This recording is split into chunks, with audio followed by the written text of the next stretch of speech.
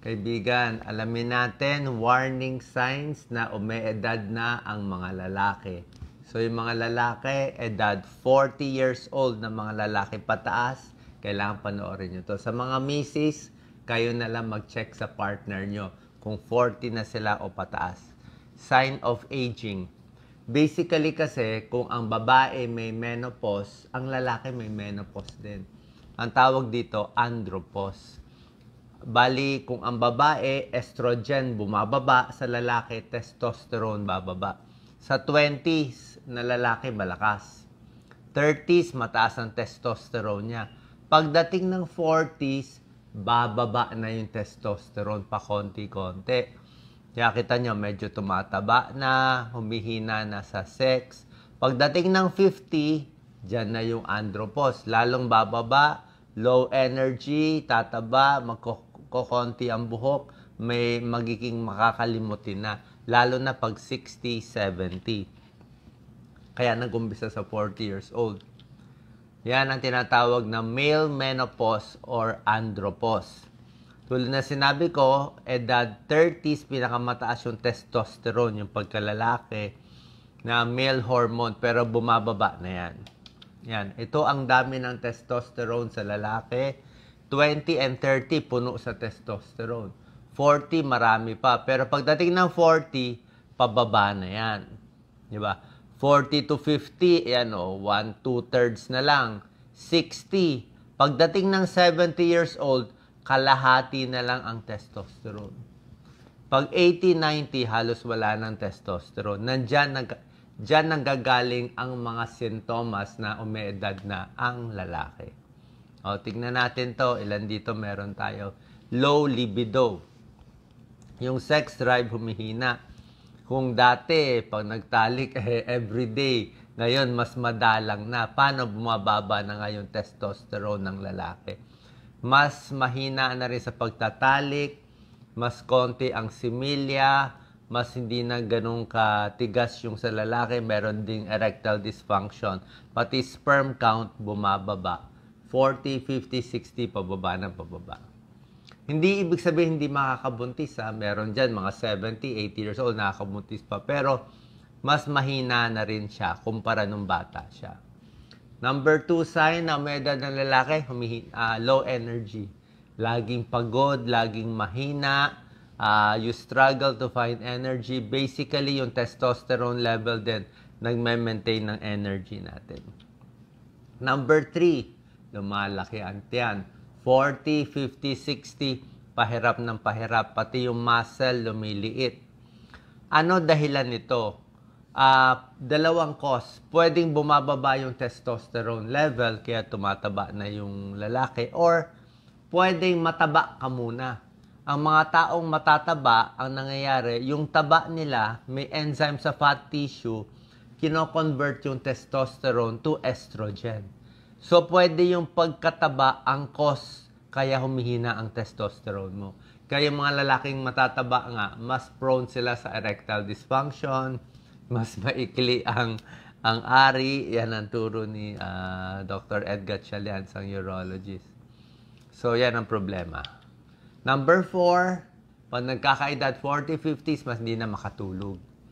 Yan, insomnia, disturbed sleep, antukin sa umaga, hindi makafocus, irritable, mabilis magalit, di ba? Mainitin ang ulo, 40, 50. Kaya yung mga misis, alam nyo na ba't mainit ang ulo ng lalaki? Mababa testosterone level. Pwede ba bigyan ng testosterone?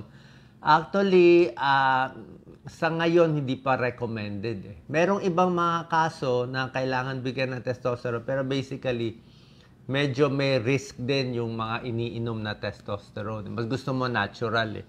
Parang merong mga side effect din.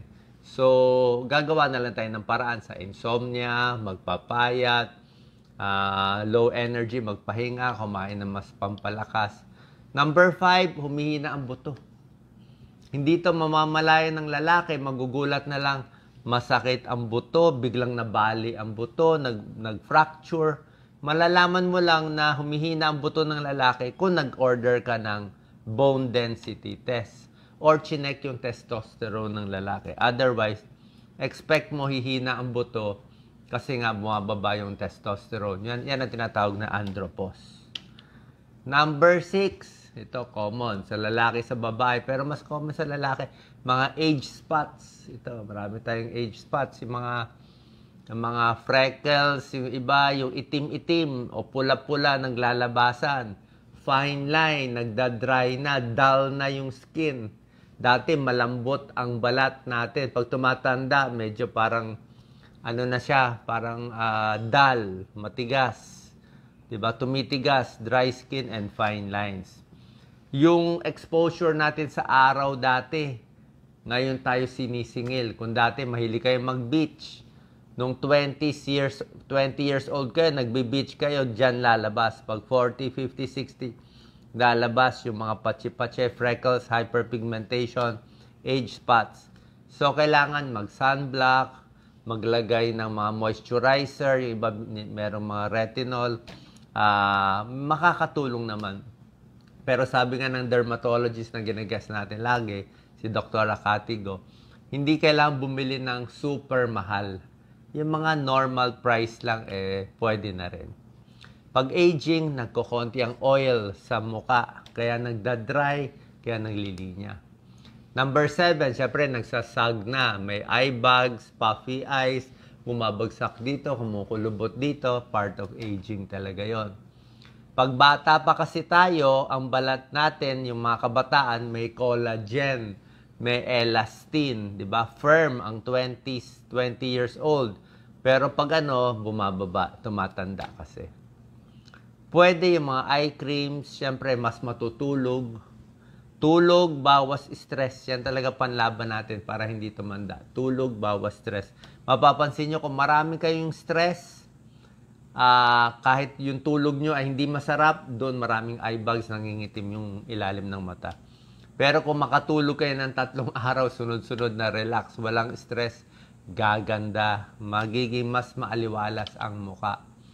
Number 8, prone din sa depression pag nagkakaedad ang lalaki.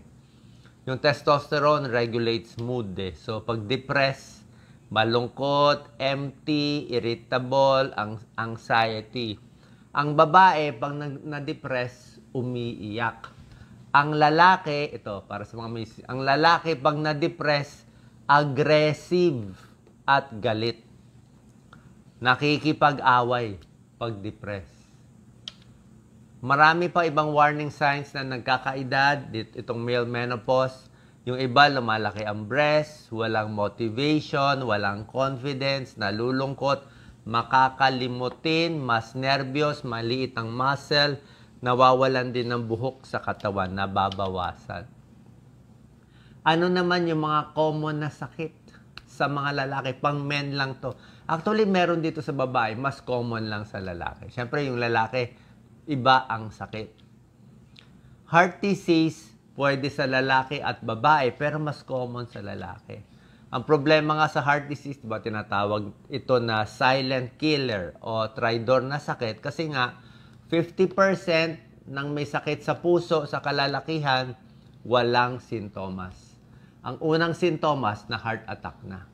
Kung may sintomas man siya doon sa 50% ng tao, hirap huminga, masakit ang dibdib for 30 minutes or less, masakit dito sa leeg, sa kaliwang kamay, malakas ang tibok, irregular heartbeat, parang hihimatayin.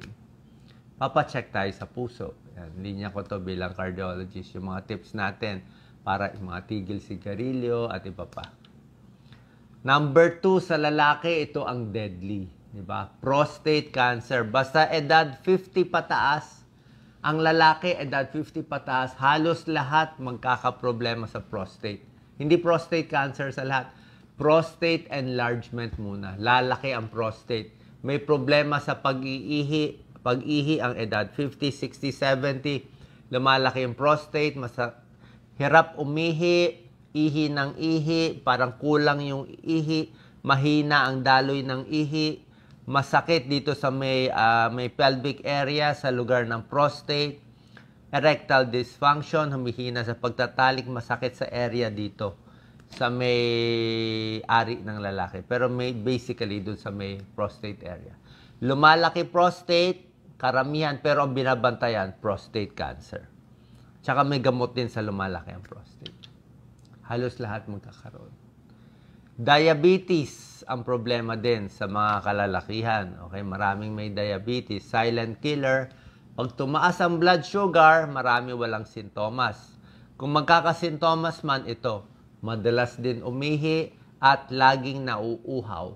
Kain ng kain, nauuhaw, namamayat, check for diabetes. Kumain ng maraming gulay, high fiber, reduced fat and sugar. Lastly, Alzheimer's disease. Problema ng lalaki at babae. Yan. Unang-una, ganito lang yan. Mahirap ang Alzheimer's, ha? Sobra hirap. Makakalimutin muna sa mga normal na nakalimutan yung cellphone, nakalimutan yung gamit. Pero patagal ng patagal, hindi lang short-term memory ang nakakalimot. Yung mga bagong nangyari, yung kinain kahapon, yung ginawa kahapon, makakalimutan niya. Pero yung mga long-term, nung bata pa siya, maaalala pa niya yon. Papunta na yon sa dementia at Alzheimer's disease. Pag malala na, kahit yung long-term, nakakalimutan na rin niya. Para malabanan ng Alzheimer's disease, dapat, sabi ko nga, trabaho ng trabaho. Kahit magre-retire kayo sa trabaho, may gagawin pa rin sa bahay. Mentally active, kahit matanda na. Physically active, magbasa, healthy diet, balanced diet, exercise, at kumausap lagi sa maraming tao para laging sharp ang utak natin. Final tip sa mga kalalakihan, Doc Lisa, focus mo. Ito sa mga lalaki, tulog pa rin talaga, libre. Okay, 7 hours of sleep minimum. Galaw ng galaw, galaw-galaw para hindi pumanaw. Yan ang moderate. Ito, di ba? Tubig. Hindi pwede magtipid sa tubig. Tubig na lang ang pampabuhay natin. Tubig or fluid. Pag senior na, mga 8 glasses of fluid or water in a day. Mas bata, pwede pa mas marami, mga 10 glasses. Pwede ka mabuhay ng 3-4 na baso, pero para sa akin, risky, delikado. Delikado, baka masira kidneys, magka-kidney stones, magka-problema, hindi na natin maagapan. Wala naman masama, tubig lang naman yan. Tame your stress, bawasan ng stress, alagaan ng sarili, tigil alak, tigil sigarilyo, at yung pagkain, tama lang, wag overweight. Dapat tama-tama, may carbohydrates, may protina, may konting healthy fats, at maging masaya at bawas sa stress. Okay, so overview yan ang problema ng lalaki, 40 and above. Lahat dadaan dito. Pag babae ba naman problema? Babae, breast cancer, cervical cancer, yan ang mga binabantayan. Diba? Sa lalaki, ito naman babantayan natin. So, share po natin sa mga kalalakihan. Kung meron kayong nararamdaman, pa-check up tayo sa inyong doktor. God bless po.